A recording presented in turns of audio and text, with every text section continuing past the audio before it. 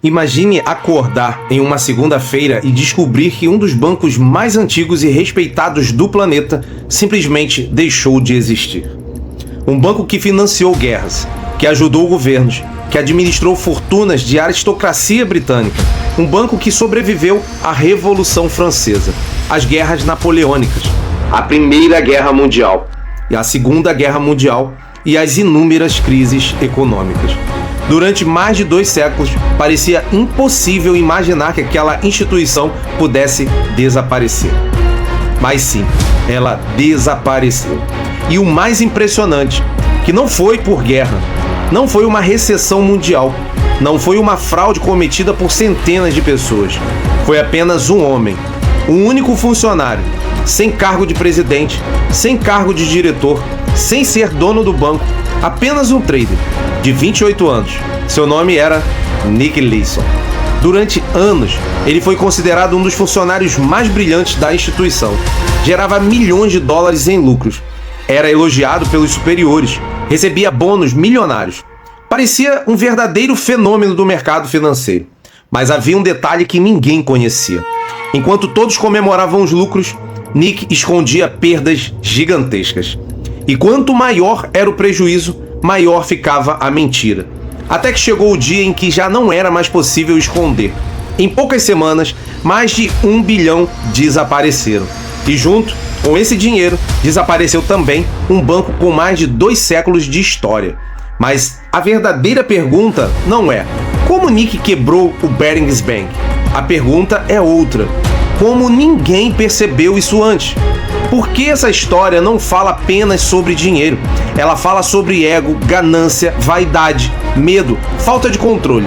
E sobre uma das maiores lições de gestão de risco já vistas na história do mercado financeiro.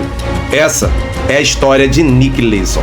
Quando ouvimos falar de alguém que destruiu um banco inteiro, é comum imaginar um gênio da matemática, um prodígio, alguém que nasceu com um talento extraordinário para investimentos. Mas Nick Leeson estava muito longe disso. Ele nasceu em 25 de fevereiro de 1967, na cidade de Watford, ao norte de Londres. Era filho de uma família simples. Seu pai trabalhava como gesseiro e sua mãe era enfermeira. Não havia tradição financeira dentro da casa. Não existiam investidores na família, nem grandes empresários, muito menos milionários.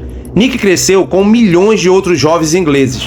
Jogava futebol, gostava de esportes, sonhava em ter uma vida confortável, mas nunca demonstrou ser um aluno brilhante. Na escola, suas notas eram apenas medianas. Nada indicava que ele, garoto, anos depois pisaria diariamente em uma das maiores bolsas de derivativos do mundo. Quando terminou os estudos, também não entrou em nenhuma universidade de prestígio. Precisava trabalhar. Começou fazendo pequenos serviços administrativos. Foi justamente nesses empregos que desenvolveu uma característica que chamava a atenção. Era extremamente organizado. Gostava de planilhas, conferia números com rapidez, encontrava erros que outras pessoas deixavam passar. Era disciplinado, e isso abriu uma porta inesperada. Em pouco tempo, conseguiu uma vaga no mercado financeiro. Curiosamente, não como trader, mas no setor menos glamouroso de um banco, o back office. Enquanto os traders apareciam nos jornais comemorando grandes lucros, Nick passava o dia conferindo documentos, registrando operações, validando contratos, corrigindo erros. Era um trabalho invisível, sem glamour, sem reconhecimento. Mas foi justamente ali que ele aprendeu algo que mudaria sua vida para sempre. Ele descobriu como funcionava a engrenagem interna de um banco. Aprendeu quem fiscalizava quem, quais eram os controles, onde estavam as falhas, como uma operação era registrada e, principalmente, como um erro poderia desaparecer dentro do sistema sem levantar suspeitas. Na época, ninguém poderia imaginar aquele conhecimento, adquirido no silêncio do back-office, seria a principal arma utilizada anos depois para esconder a maior fraude operacional da história do mercado financeiro até então. O curioso é que Nick não parecia um criminoso. Colegas o descreviam como educado, discreto, prestativo, bem-humorado. Era o tipo de funcionário em quem qualquer gestor confiaria.